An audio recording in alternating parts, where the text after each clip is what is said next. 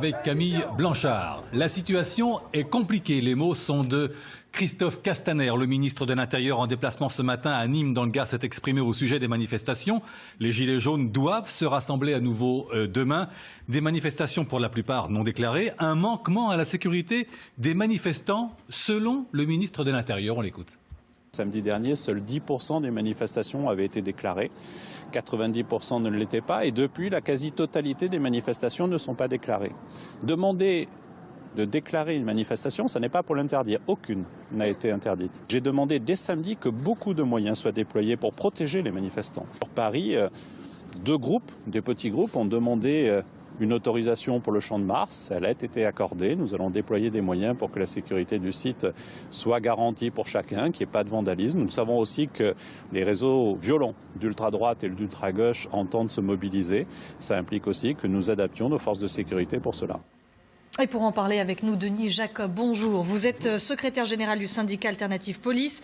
Le ministre nous dit que la situation s'annonce compliquée.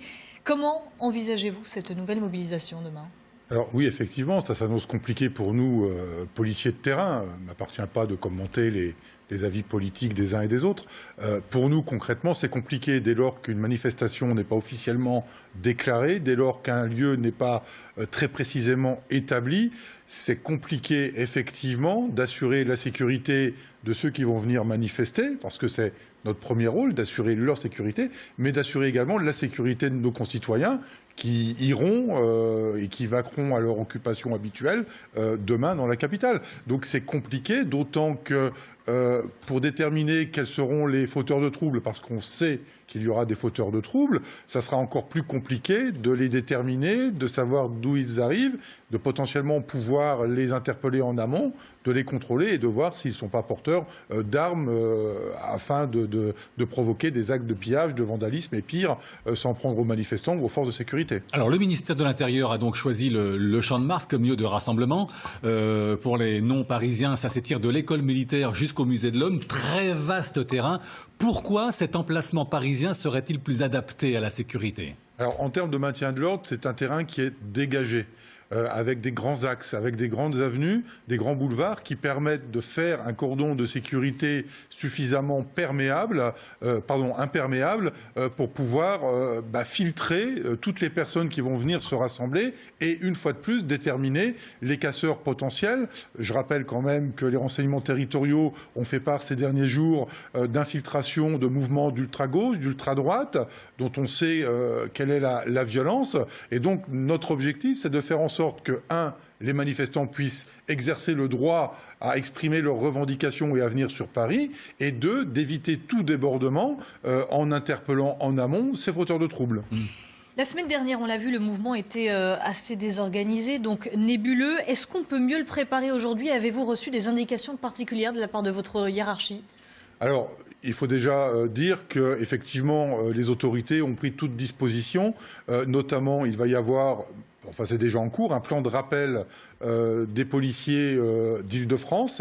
Sur leur repos, ils vont venir travailler. Il va y avoir des dispositifs juridiques qui vont être pris pour faciliter le travail des policiers en matière d'interpellation sur des secteurs bien déterminés, aux alentours de l'Élysée, de l'Assemblée nationale. Il ne faut pas oublier également qu'à proximité, il y a aussi des ambassades qui nécessitent une sécurité accrue. Je pense notamment à l'ambassade des États-Unis.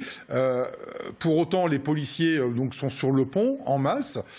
J'en profite également pour vous dire qu'ils sont aussi fatigués parce qu'ils sont mobilisés depuis une semaine.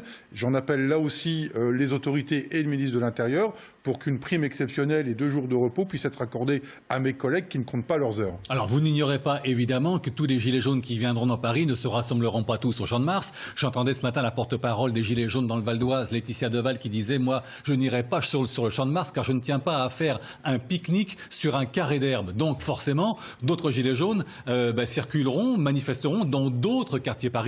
Et là, peut-être sera-t-il plus difficile pour vous de maintenir l'ordre ? Oui, en matière de sécurité, c'est très compliqué d'avoir des petits groupes disséminés à travers la capitale. Mais les forces de sécurité, et notamment de sécurité en matière de maintien de l'ordre, sont aguerris aussi à ce genre de situation. Ils sont formés pour les CRS, les gendarmes mobiles, on a aussi les compagnies d'intervention de la capitale. Donc il va y avoir un dispositif important de prévu sur un lieu déterminé, en l'occurrence a priori le Champ de Mars, mais il y aura aussi un dispositif prévu pour ce qui est beaucoup plus mobile. Je rappelle aussi que demain, il y a différents événements prévus sur la capitale. On a le Stade de France, on a le Parc des Princes, on a la manifestation contre les violences sexuelles et on a aussi, je me permets de le dire sur ce plateau parce que c'est important pour nous, policiers aussi, mais la marche blanche pour notre collègue Maggie Bipupski, qui était la présidente du mouvement des policiers en colère et qui malheureusement s'est suicidée il y a quelques jours.